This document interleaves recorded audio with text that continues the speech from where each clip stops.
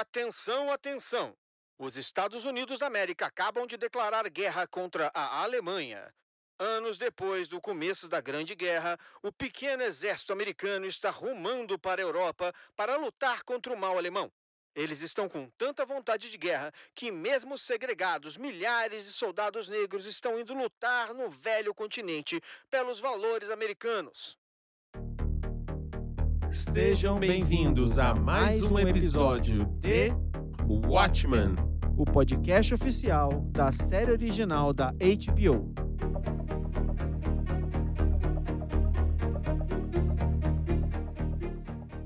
E aí, galera, tudo bem? MM aqui. Aqui é Alexandre Maron. E vamos a mais um episódio de Watchmen. E aí, Alex, você já tá... Como é que você tá? Minha cabeça tá explodindo, né? Já tá recuperado do piloto? Bom, vamos lá. Eu já fiquei no piloto. Quando cai aquela estrela e cai aquela gotinha de sangue na estrela, eu já saí quicando naquele momento, né? Esse episódio também, né? Porque aquela cena final é de... Nossa, né? Ficou... Mas não vamos... Como é que é? As vacas na frente do carro. Do carro. Não, As então, pra vacas o episódio piloto, você lê as críticas, eu mesmo acho, junto com o primeiro episódio da terceira temporada do Leftovers, que eu sou muito fã do Leftovers, pra mim é um dos grandes primeiros episódios de temporada, assim. Tipo, ele planta tanta coisa, ele cria um mundo de uma maneira tão profunda, né? E pra mim faz um papel que um bom piloto tem que fazer, que é te fazer as perguntas. Isso. Pra fazer você querer ver a série, e ele vai te respondendo, mas não o suficiente, assim. Mas você vê que tem um mundo ali. Então, já no Lost, eles já se fizeram muito bem isso. Pois é, acho uma coisa bem interessante que eu ouvi algumas pessoas falando nesses últimos dias, né? Que você fala em Damon Lindelof e as pessoas têm um sentimento ambíguo, né? Fala assim, não, mas ele fez Lost. Mas ele fez Lost, que legal. Mas ele fez Lost, aquele final. E é muito engraçado, porque eu acho assim, Lost... Você pode não gostar do final e tal. Mas primeiro foi um fenômeno de cultura popular indiscutível. Os caras fizeram transmídia, os caras fizeram podcast na época. Sim. Fizeram um monte de coisa. E era a primeira grande experiência deles com algo daquele tamanho, daquele gênero. O Damon Lindelof é super jovem, né? Sim. Então o que eu acho bem legal é assim... Lost já foi uma façanha dele e da equipe e tal. Quando você vai pro The Leftovers, você vê que ele amadureceu, né? Você vê que a maneira como ele conseguiu amarrar as temporadas e a série e tal, e como ele termina, é muito superior. Então, isso me deixou muito tranquilo, né? De que a gente vai ter um Damon Lindelof mais maduro do que nunca, mais no controle das habilidades dele, né? Exatamente. E você vai vendo isso nas nuances que a série vai te mostrando. Isso, e uma coisa que eu gostei muito do piloto, antes de a gente entrar aqui pro episódio 2, é que no Lost, pra quem era fã de Lost e foi estudar a série, no piloto, o que eles queriam fazer era matar o Jack. O Jack, que virou o personagem principal da série depois, a vontade deles, originalmente, era já matar ele antes do fim do piloto. Isso. E aí, anos depois, né? agora, ele conseguiu fazer isso com o Don Johnson. Então, lá atrás, eles queriam até que o Jack fosse o Michael Keaton no piloto do Lost. Porque era isso, tipo, você começa a falar que tem o Michael Keaton, nesse caso o Don Johnson, você fala, o Don Johnson tá fazendo a série e você mata ele no primeiro episódio. Pois é. E aí tá tudo valendo. Mas a gente vai ter, o Don Johnson reaparece na série, né? Sim. Enfim, ele não tá completamente desaparecido. Até porque a gente tem flashback, a gente tem muita coisa, né? Nesse episódio mesmo a gente descobre coisas sobre ele. Pois é. E aí, então, a gente já começa esse episódio com uma outro flashback, Outro flashback e uma informação aqui que poucas pessoas sabem, que é a participação americana de soldados negros americanos durante a Primeira Guerra. Isso. Então, quando você vê ali, você automaticamente acha que é a Segunda Guerra.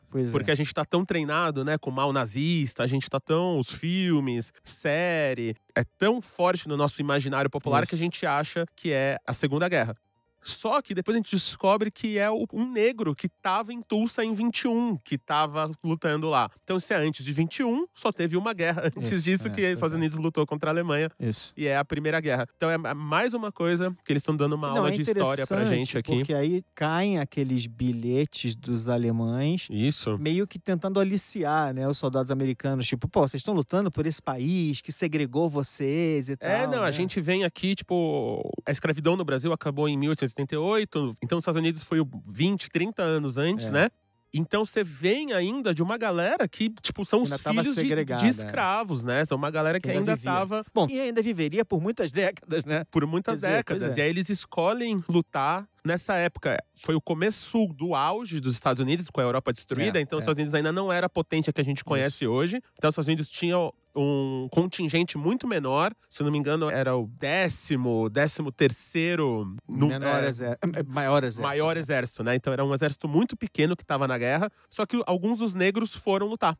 Isso. E entre eles, o que a gente vai descobrir, que era o pai... Que é o pai do Will Reeves. Do Will Reeves. Que pegou ali o bilhete que caiu do céu tentando convencer ele. Esse papel ele vai guardar, né? Sim. Ele vai guardar e esse papel vai ser importante de novo, porque é o papel onde ele vai escrever o bilhete, não é isso? O bilhete, ele escreve o bilhete ali falando, cuide desse menino. Então, como a gente falou no primeiro episódio, essa alusão à criação do super-homem até, né? De colocar ele naquela carruagem. Na carruagem com bilhete, e aí depois ele pegando a menininha na bandeira americana, com a cidade queimando atrás. Que, de novo, são mitos universais, né? Quer dizer, a gente tem o mito do próprio Moisés, né? Que foi jogado numa coisa no rio, só que aqui claramente né? Aquela coisa de botar ele naquela carruagem era muito descaradamente uma mitologia. E a cidade queimando, né? A terra, o planeta dele queimando, destruído. E aí a gente vem pro nome do episódio. Que é Martial Feats of Comanche Horsemanship. Isso, e aí é uma brincadeira em cima de um quadro famoso, que é um quadro de indígenas americanos que estão usando técnicas de ataque. E aí aqui eles brincam porque o nome do quadro é Comanche Feats of Martial Horsemanship. Não, e que era aquele movimento. Que era aquele movimento clássico. Você já viu em filme por aí. Exatamente. Que é aquele movimento, o cavaleiro tá em cima do cavalo, né? E aí, quando ele vai se aproximando do alvo, ele se joga pro lado, fica preso com as pernas no cavalo. Lembrando que muitas vezes os índios usavam cavalo sem sela, né? Exatamente. Então, eles se prendiam no cavalo com as pernas e eles usavam o cavalo como um escudo para só se aproximar na hora certa e não poder ser atingido. Quem assistiu John Wick 3, ele faz isso no meio de Nova York. Isso aí. E aí aqui é então, essa brincadeira. Então, em português, seria algo como ações dos Comanches na cavalaria marcial. Então, na cavalaria de guerra, né? Então, como eles faziam para atacar na cavalaria. Então, tem muitas alusões aí. Alusão ao ataque de 21, alusão ao que tá acontecendo agora, a volta da cavalaria, né? Da 7ª Cavalaria. Tem muitas coisas acontecendo.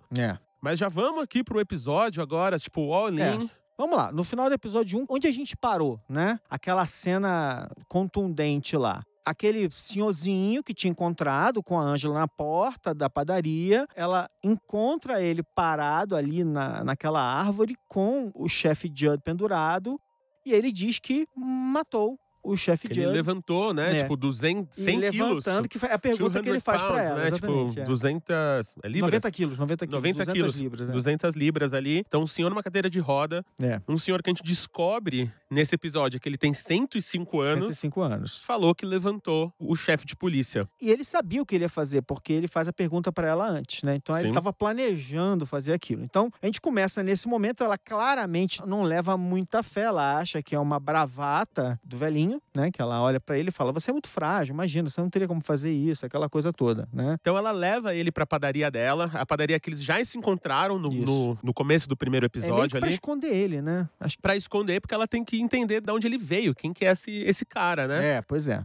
E aí a gente já começa, quando vem de verdade, né? Os policiais vêm pra fazer a perícia, a investigação, a perícia ali na árvore. Você começa a ver também essas coisas desse mundo, né? Então, você não tem o celular, você não tem internet, os carros são elétricos. E aí você tem paparazzis com asas. Os paparazzis usando a tecnologia do Mothman, talvez. Ou uma variação, inspirada na tecnologia do Mothman. Exatamente. Então, você tem uma porrada de coisas que você vê que o mundo tá indo pra esse lugar. Até no primeiro episódio, tem um diálogo que passa muito rápido, que pra quem viu a série, então os carros são elétricos, só que uma das razões que faz o Dr. Manhattan ir pra Marte, pra ele ir embora, é que o Ozymandias inventa que a energia que ele cria, que as baterias que o Dr. Manhattan cria, geram um câncer. E aí ele vai embora e fala, beleza, então se virem aí, humanos, eu sou um deus, eu vou lá criar a vida em outro lugar. E aí até o Judd fala, né? Tipo, eles estão com aquele tipo de bateria, aquele tipo de energia que dá câncer. Então os carros são elétricos, mas talvez não é a bateria do Dr. Manhattan. Então é evoluído em muitos lugares que a gente não tá, mas em outros lugares volta atrás. Acho que isso é uma das coisas legais, né? Porque são vários toques e que a gente pode ficar né, especulando, se divertir especulando sobre eles, né? Sobre muitas coisas. É a bateria do Dr. Manhattan ou não é? Ou aquela era ou não era? Será que era? Será que é a tecnologia dele e tal? Quer dizer, tudo meio que vai se misturando, porque isso é uma das coisas mais saborosas dessa criação de mundo, né? Sim. É você dar uma pista, mas não fica explicando tudo ostensivamente, detalhadamente. Deixa as pessoas imaginarem um pouquinho. Imaginarem, fazer o que a gente está fazendo aqui, que é conversar. E a gente espera que vocês estejam fazendo isso com seus amigos também. E se você perdeu alguma coisa do primeiro episódio, coisa que a gente está falando aqui, não esquece que na HBO Go, se você quiser saber mais durante o episódio, o HBO Extras, abre lá o HBO Extras para assistir junto, sinca com o seu celular. A grande sacada é, você vai botar o episódio na televisão, né? Ou então no seu computador, sei lá, onde você está vendo pela HBO, legal, que você pode ver em qualquer lugar, né? Mas o legal é você fazer isso. Você põe em outra tela o HBO Go, aí você pega o seu celular e liga o HBO Extras. Eu fiz isso, eu assisti o episódio fazendo isso. O episódio, quando passou, né? Eu vi o episódio 1 com isso. E você vai ver que vão passando essas pequenas informações ao longo do episódio e é muito divertido. Tem várias coisas bem legais que eles explicam ali, que você fala, pô, que legal, bacana. Que legal. Algumas coisas a gente está trazendo para vocês aqui, outras você só vai ter no HBO Extras. Nesse episódio tem algumas brincadeiras que a gente tem aqui, como por exemplo, a banca de jornal. Isso, a banca de então, jornal. A banca de jornal é uma imagem muito forte na HQ, pra quem leu a HQ. Então, aqui, como em toda a série, eles até brincam com o jornaleiro, quem é que tá ali, dão uma invertida.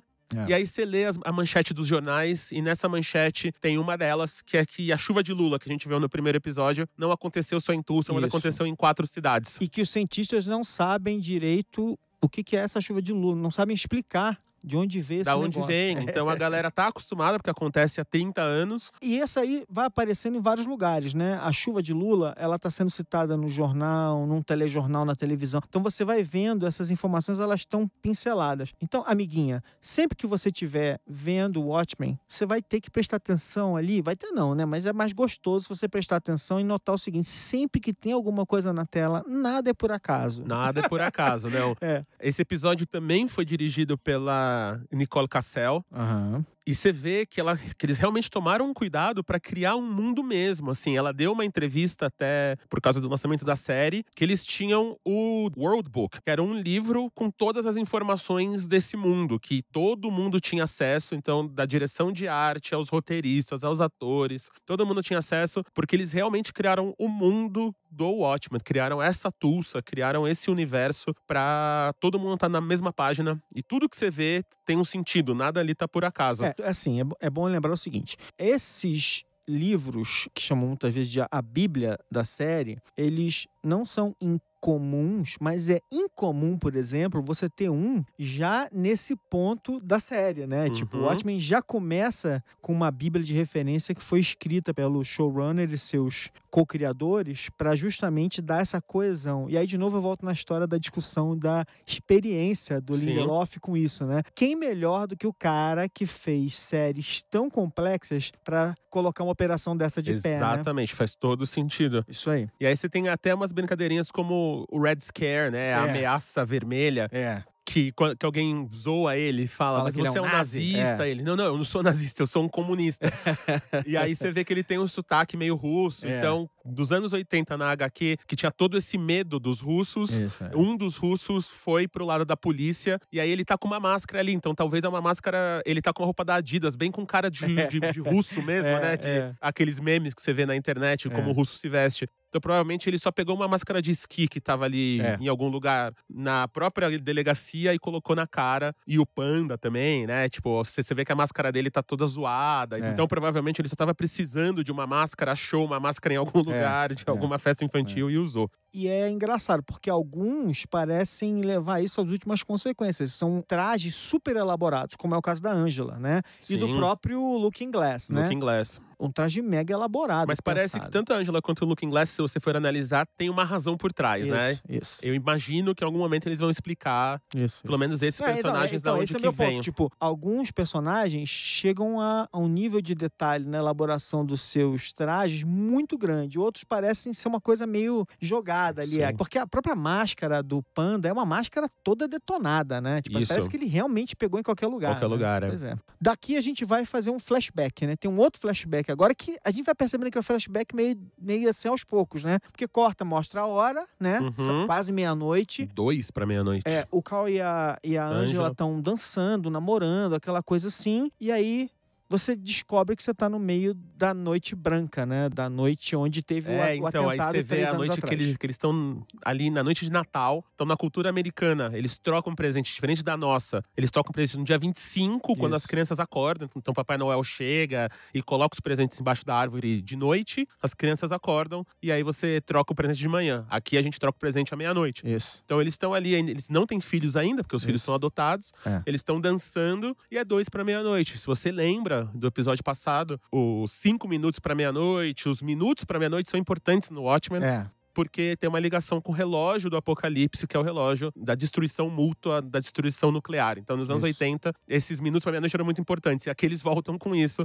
Porque 2 pra meia-noite, eles são atacados na Noite Branca. Isso. E a gente descobre por que chama Noite Branca. Porque nos Estados Unidos tem o White Christmas, o White Night. É um nome que se relaciona ao Natal.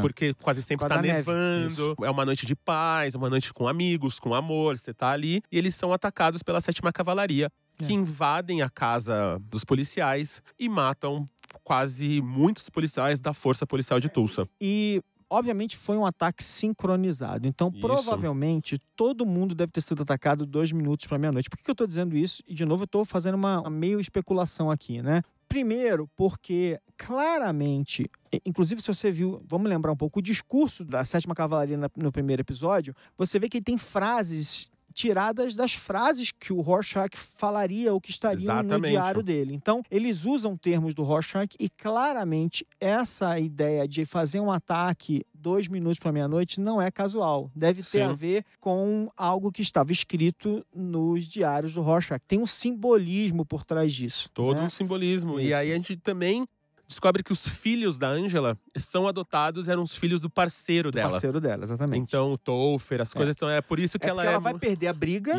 ela vai tomar um tiro e ela vai acordar no hospital e ela vai encontrar o Judd também ferido e ali parece que surge... Ou então que se estreita a relação o laço deles. Né? Isso. E aí ela adota os meninos. Aí a gente volta e a polícia vai pra Nixonville. Então, por que Nixonville? Só lembrando, Richard Nixon, ele foi um presidente americano que estava ali no auge da Guerra do Vietnã, isso no nosso mundo. Isso. Aí, logo depois do Vietnã, essa guerra que foi super controversa. Que os americanos tiveram que sair correndo de lá. Sair correndo, que eles estavam perdendo pra galera que tava saindo de túnel debaixo da terra com faca na boca, né? Isso. No meio da selva, todas aquelas coisas da contracultura dos anos 60, ali, 70. Aí o Richard Nixon vem, Watergate, e ele tem que renunciar. Ele tá quase sendo empichado, né? Vai sofrer um processo de impeachment. E ele vendo que ele não tem como escapar. Hoje, né? Pois é. Ele vendo que não tem como escapar, ele renuncia pra não sofrer em 1974. Mas no mundo do Watchmen, por causa do Dr. Manhattan, isso nunca aconteceu. Na verdade, eles ganham a guerra. E porque, enfim, é uma passagem lá, dá a entender que alguém matou os 2 jornalistas que teriam investigado o Watergate. Exatamente. Né? E aí, isso fica meio que... Isso passa rápido pra algumas pessoas, mas dá a entender que eles morreram e que isso nunca aconteceu e que o Nixon seguiu por 5 termos em vez de renunciar. Por 5 termos. Então, ele ficou até 92 no poder, até morrer.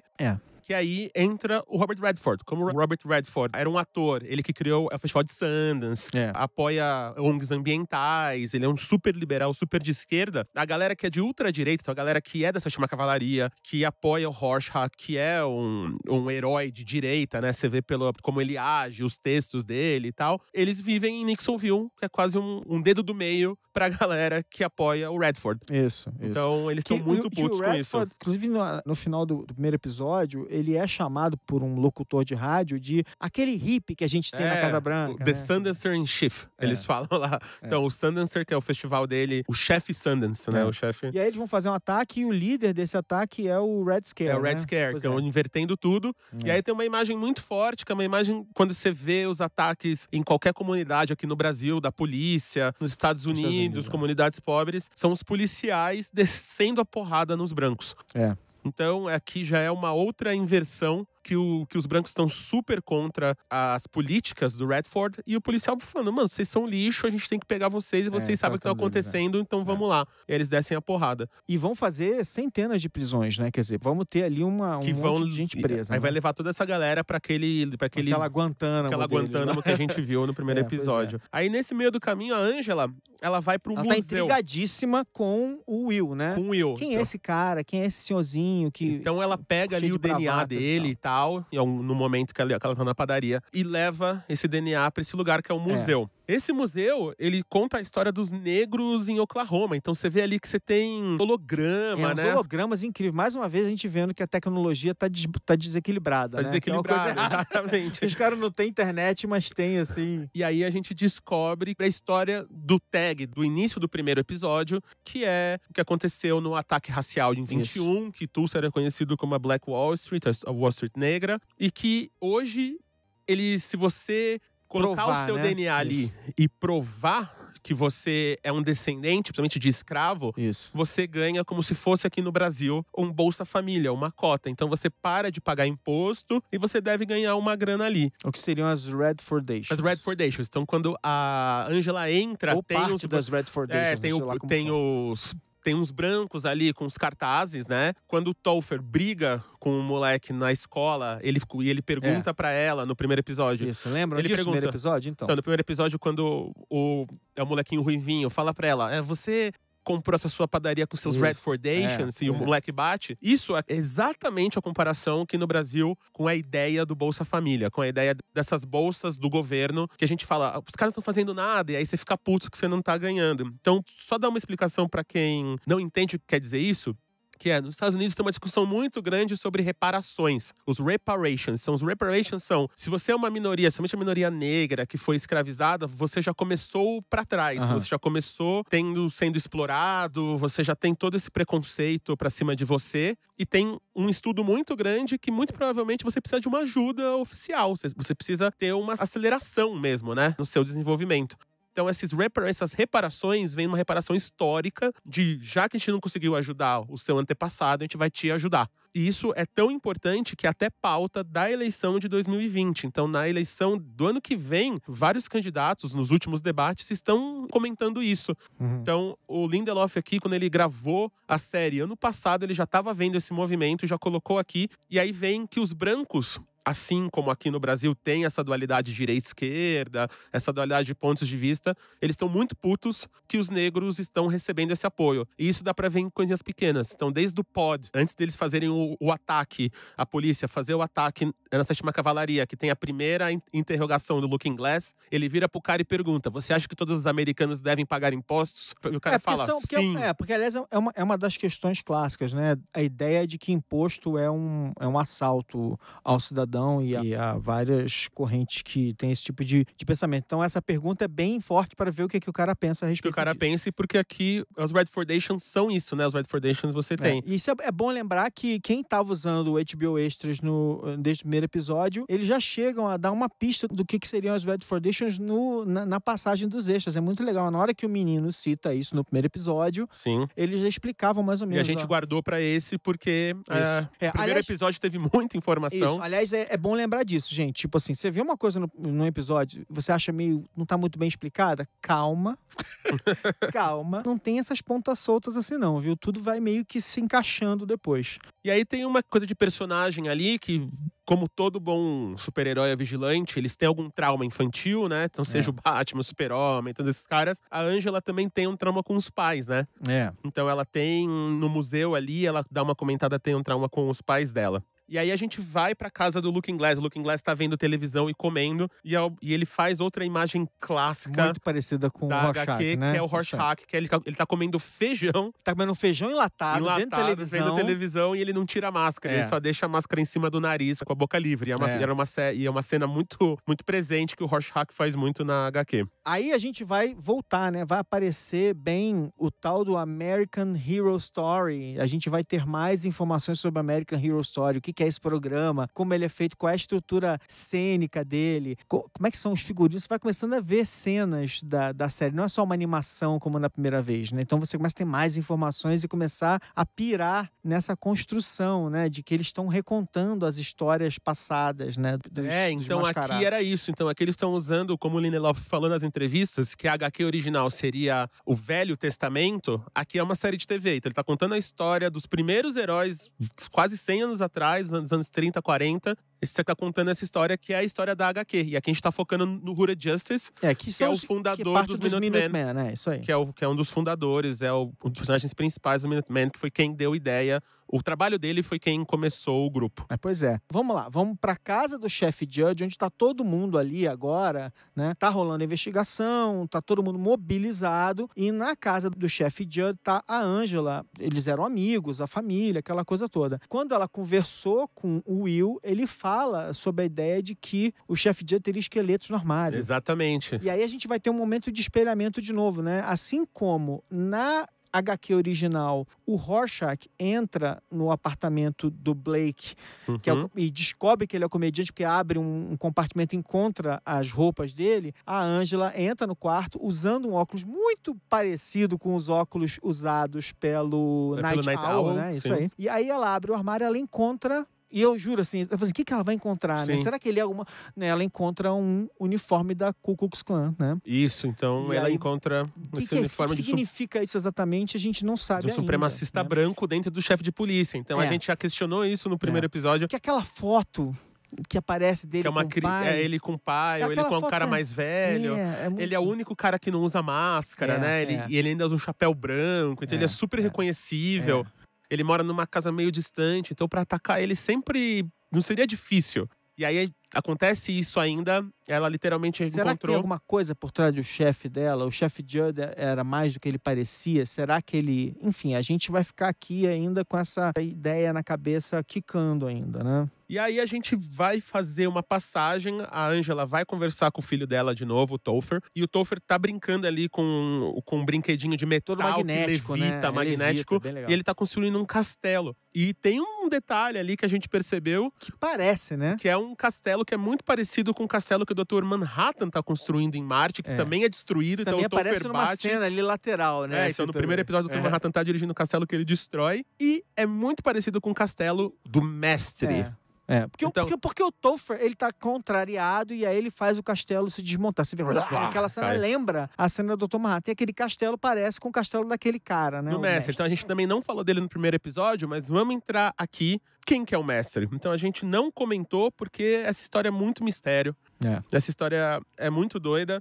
Tem uma coisa de estrutura aqui que lembra um pouco a HQ. Na HQ eles tinham uma história paralela, que a gente vai falar num episódio mais pra frente. Então tinha uma história ali que ela acontecia junto com a história principal, que parecia que não tinha muito a ver. E aqui é igual. Então a gente vai pro mestre. Então no primeiro episódio a gente viu ele com os caras que estavam fazendo um bolo pra ele, um casal de mordomos, né? De uma governanta e um mordomo. Aí eles eram meio lerdinhos. De vez de dar uma faca pra cortar o bolo, dava uma ferradura. E você vai notando que parece... É como se eles repetissem aquele ritual toda hora, né? Todo dia eles dão, em algum horário do dia, tem um bolo que eles cortam e que eles cantam parabéns. Como se fosse... Vai deixando esse personagem cada vez mais estranho, mais... meio insano, talvez, né? E aqui tem essa cena do mestre nesse episódio é uma continuação do primeiro episódio, por isso que a gente juntou aqui, porque no primeiro episódio ele tá escrevendo uma máquina de escrever uma peça.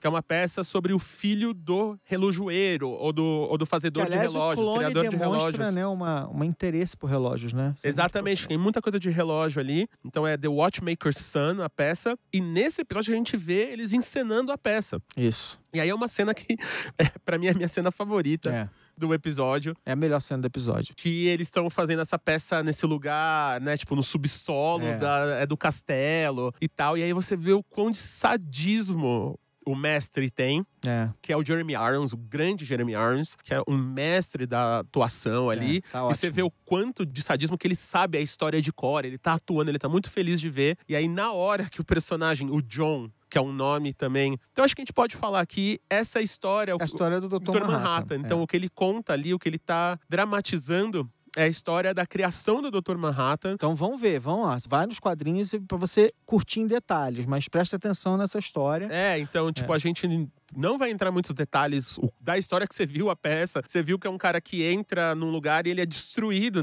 Nesse caso, ele coloca fogo. Então é a primeira vez que a gente vê. A gente acha que, meu Deus, ele vai matar o cara. Aí depois aparece aquele peladão azul que o Dr. Manhattan nas HQs, ele é um personagem que anda sem roupa azul mesmo. Ele fica completamente pelado na HQ inteira, porque ele é um ser interdimensional, então pra ele roupa não faz sentido. E aí quando o cara tira aquela máscara com o símbolo do hidrogênio na testa e tal... Tem um cara igualzinho, Tem um cara igual o cara que morreu. São clones. Então provavelmente são clones que estão ali, alguma coisa, né? Porque como aparece o cara queimado, senão ele... A gente até quando a gente estava assistindo, a gente falou, será que é um robô? O que é, né? Mas a gente vê ele queimado e você vê que tem alguns Eles lamentam a morte dele, né? De alguma maneira, né? Também. Ele chegou a lamentar.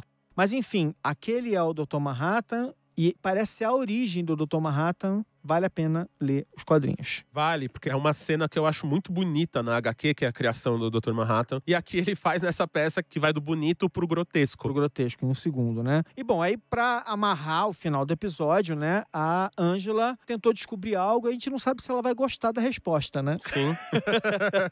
Porque ela vai tentar descobrir quem é o Will, né? E aí quando ela vai descobrir quem é o Will, ela tem uma surpresa. Sim, então ela recebe uma ligação do museu. Então o telefone é um telefone de fio ainda. Tem a secretária eletrônica com a fitinha, né? E ela tá lá com o Will na padaria. Aí ligam do museu pra ela e quando atende, ele fica olhando pra ela que ele sabe que é o museu, ela atende. E ela fala que o Will, na verdade, ela descobre, é o avô dela. Então aquele menininho do começo do primeiro episódio que sobreviveu, é aquele velhinho. Que tá com 105 anos, hoje é o avô dela. Então, em algum momento ele teve filhos, em algum momento esses filhos foram pro Vietnã, ele nunca mais viu esse filho ou essa filha, quem é o pai da Angela, e ele reencontra a neta como vigilante hoje. Como uma policial. Então, isso é muito louco. Ele sabe quem ela é, ele sabe tudo. Ele sabe o que tá acontecendo. Ela pega os remédios dele, guarda pra futura referência, e ela tá saindo com ele, botando ele no carro pra levar ele pra algum lugar. Pra algum lugar. Pra casa, provavelmente, né? E aí tem uma pequena surpresa, né? Surpresa que o carro literalmente voa. Não, ele cara, essa cena... De novo também. Muito bom. Que diabos cai um imã gigante em cima do carro. O carro sai voando e ele não se... ele não surpreende nem um pouco, né? A empáfia dele, né? Ele não tá nem aí, ele tá achando tudo incrível. Tá tudo incrível, o carro sai voando, ela fica abandonada ali. E a única coisa que ele deixa pra trás pra ela é o bilhete. Que cai pra ele de novo, da mesma maneira que caiu pro pai dele no começo desse episódio, cai pra ela aqui. Mas esse bilhete é muito importante, porque ele fica, né? Ele tá, é um bilhete ele tá viajando pelo tempo, né? Viaja pelo tempo e você vê que são 3 personagens muito importantes, né? Tipo, da Primeira Guerra, do pai que salva o filho e agora do avô que quer falar com a neta. Uma coisa... Então, talvez é o bilhete que pode salvar ela em algum momento. Né? E é um outro episódio incrível. Nossa, tá gente. Todo mundo Fala sério. De parabéns. A gente tá vindo. Né? Tem que prestar atenção em cada detalhe aqui. Então, a gente tem algumas... teorias aqui, talvez. Então, vamos lá. Primeiro, vamos só amarrar esses easter eggs aqui, né? Então, vamos lá. A gente falou da banca de jornal, que você explicou melhor. Sim. Lá na banca de jornal tem, mais uma vez, aparece exemplar do New Frontiersman, que é o jornal que aparece toda hora no Watchmen, na série de quadrinhos. E é o jornal para onde o Rorschach mandou o seu diário no final da história Então, é um original. jornal de direita, que é um jornal que ele manda. Então, no final da HQ, literalmente, a última cena da HQ é a redação do New Frontiersman. A gente vê um senador jovem, bonitão, aparecer na história, e ele é o filho, parece ser o filho Keane Jr., do né? Keane Sênior, né? Do senador que fez a lei de 77, que tornou os vigilantes fora da lei. Então, esse senador, se você não lembra, ele tá falando com a esposa do chefe judge durante o velório dele. E ele parece uma pessoa que pensa, né? Tipo assim, uma pessoa que... Uma pessoa querida, é a pessoa que é o senador de Oklahoma, então é uma pessoa que tá ali. E aí você tem essa alusão ao Otto Keane. E aí o mestre fala uma das frases mais clássicas do Watchmen. O mestre é o Jeremy Irons. O Jeremy Irons é o cara do castelo, que a gente ainda não sabe quem ele é direito, né? A gente tem teorias. Será que quem lê os quadrinhos Se você é fã, você talvez possa saber, mas na série a gente não sabe que ele fala uma frase, a frase que o Dr. Manhattan fala na HQ original, que é o Nothing Ever Ends. Nada nunca acaba. Que é o nada nunca acaba. E tem um momento no episódio que ele tá em frente a um lugar que tá escrito Dilla Flats, Sim. que é onde aconteceu a origem do Dr. Manhattan na história que quando o original John Osterman, nos anos 60, ele era um pesquisador e tal, e foi lá. Tá. Então essas são algumas brincadeiras que eles citaram nesse episódio 2. E aí a gente tem algumas teorias aqui que nem a gente sabe. A minha teoria bizarra é assim, pra mim foi muito estranho essa coisa de clone e essa coisa do clone que gosta de relógio e essa coisa daquela peça sendo encenada. Sim. Então, me pareceu que a gente vai ter alguma coisa forte relacionada ao Dr. Manhattan e deu uma sensação de que alguém está tentando reconstruir, porque o Dr. Manhattan não está mais no planeta, como se estivessem tentando refazer, simular de novo uma origem pro Dr. Manhattan. Também acho. Tem uma teoria aí que esse mestre, né? Tem alguma coisa a mais atrás dele. E o que eu quero saber a partir de agora é porque o avô de 105 anos foi procurar a Angela justo agora, na volta da 7ª Cavalaria, dias depois que a 7ª Cavalaria volta. E o que ele quer com isso, sabe? Então, pra mim, é isso que eu quero descobrir. Mas a gente só vai descobrir no próximo episódio de Watchmen. Nossa. E aí, como todo domingo, depois da estreia do Watchmen na HBO e na HBO Go, corre aqui no podcast pra ouvir a gente dando essas informações pra vocês discutirem com a gente e entenderem um pouco mais desse universo e conseguir falar com seus amiguinhos um pouco mais. Gente, vem pirar com a gente, porque a gente tá aqui a gente tá, saindo fumacinha da cabeça. Para de falar disso. E a gente se vê no próximo episódio aí. Até domingo que vem, galera. Falou. Beijo, tchau.